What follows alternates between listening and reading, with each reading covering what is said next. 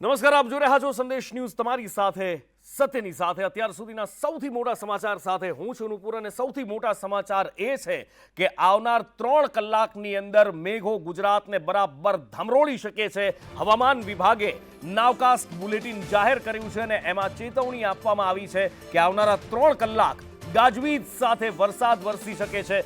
ભારે વરસાદની આગાહી કરવામાં આવી છે। ક્યાંક હળવો ક્યાંક મધ્યમ વરસાદ વરસી શકે છે અને ક્યાંક ભારેથી અતિ ભારે વરસાદની પણ હવામાન વિભાગ દ્વારા આગાહી કરવામાં આવી છે। હવામાન વિભાગનું કહેવું છે કે અમદાવાદ, ગાંધીનગર, મહેસાણામાં વરસાદ વરસી શકે છે।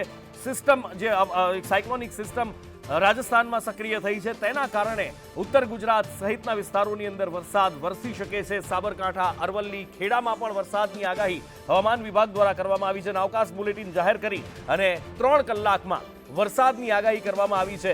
સાર્વત્રિક વરસાદ ગુજરાતની અંદર વરસી શકે છે। વડોદરા, પંચમહાલ, દાહોદમાં પણ વરસાદ વરસી શકે છે અને અરબ સાગરનો ભેજ પણ આવતા એટલે આ પણ જે દક્ષિણ ગુજરાતના ભાગોમાં ભારેથી અતિ ભારે વરસાદ થવાની શક્યતા રહે છે। વ્યારા, આહવા, ડાંગ, વલસાડ અને કેટલાક ભાગોમાં તો ફ્લડિંગ કન્ડિશન જેવું શક્યતા રહેશે। પણ ઉલ્લેખનીય છે કે દક્ષિણ સૌરાષ્ટ્રના ભાગોમાં વરસાદ રહેશે, પરંતુ ઉત્તર ગુજરાતના ભાગોમાં ભારે વરસાદ થવાની શક્યતા રહેશે। ઉત્તર ગુજરાતના કેટલાક ભાગમાં જે તળાવો, બંધોમાં પણ પાણી આવવાની શક્યતા રહેશે।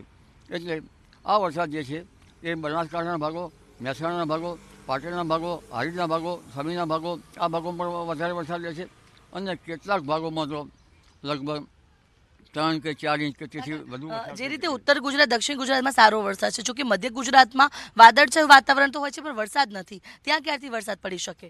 વરસાદ ન પડી શકે અત્યારે, કારણ કે લગભગ જે મધ્ય એશિયામાંથી આવતા ગરમ પવનો હતા એ વાદળોને વિખેરી નાખતા હતા। ઉપરાંત અપર વિન્ડ જે છે ઉપલા લેવલમાં એ વાદળોને ઠંડક મળવી જોઈએ તો જ વરસાદ થઈ શકે। એટલે હવે 1001થી 1002 કે 1003 જેટલું મિલીબાર જેટલું હવાનું દબાણ થશે। લગભગ બહુ ઊંચાઈના નહીં, 5000 લગભગ મીટર કે 5000 મીટરથી નીચેના વાદળો થવાની શક્યતા રહેશે। અને કારણ કે ઉત્તર ભારતમાં હવે ઠંડક મળતા આ જે કન્ડિશન છે વાદળોની એ કન્ડેન્સેશન રહેશે અને 1001થી 1002 જેવું મિલીબારમાં એટલે એના ઊંચાઈના વાદળોમાં પ્રેસિપિટેશન થશે। કેટલાક સૂક્ષ્મ કણો ભેગા થાય છે ત્યારે પ્રેસિપિટેશન થાય છે, એટલે આંધીવંટનું પ્રમાણ આ વખતે વધારે હતું। એટલે આ રજકણો જે છે એ સહાયકારી બનશે અને પ્રેસિપિટેશન મોટા થતાં ગાજવીજ સાથે વરસાદ થવાની શક્યતા રહેશે।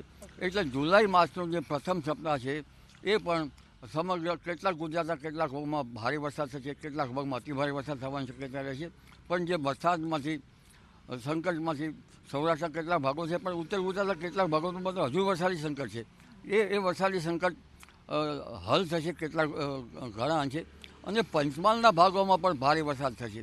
હિંમતનગર, સાબરકાંઠા, અરવલ્લીના ભાગોમાં ભારે વરસાદ થશે, કેટલાક ભાગમાં અતિ ભારે વરસાદ થશે। એટલે આ કન્ડિશન જે 6મી જુલાઈ, 7મી જુલાઈ, 8મી જુલાઈ સુધીમાં જે વરસાદી વહન આવી રહ્યું છે એ વરસાદી વહન જબરું છે, દીધાયું છે। તો જે રીતે આવનારા દિવસોની અંદર રાજ્યના કેટલાક ભાગોની અંદર મેઘ તાંડવ જેવી સ્થિતિ પણ સર્જાઈ શકે છે, કારણ કે બંગાળની ખાડી અને અરબી સમુદ્રમાં બંનેમાં લો પ્રેશર સિસ્ટમ સક્રિય થશે અને આ સિસ્ટમના કારણે ક્યાંક ભારે તો ક્યાંક અતિ ભારે વરસાદ પડી શકે છે અને સૌરાષ્ટ્ર અને દક્ષિણ ગુજરાતના ભાગોમાં મેઘ તાંડવની પરિસ્થિતિ પણ જોવા મળી શકે છે। કેમેરા પર્સન મનીષ વાણિયા સાથે આયુષી યાજ્ઞિક, સંદેશ ન્યૂઝ, અમદાવાદ।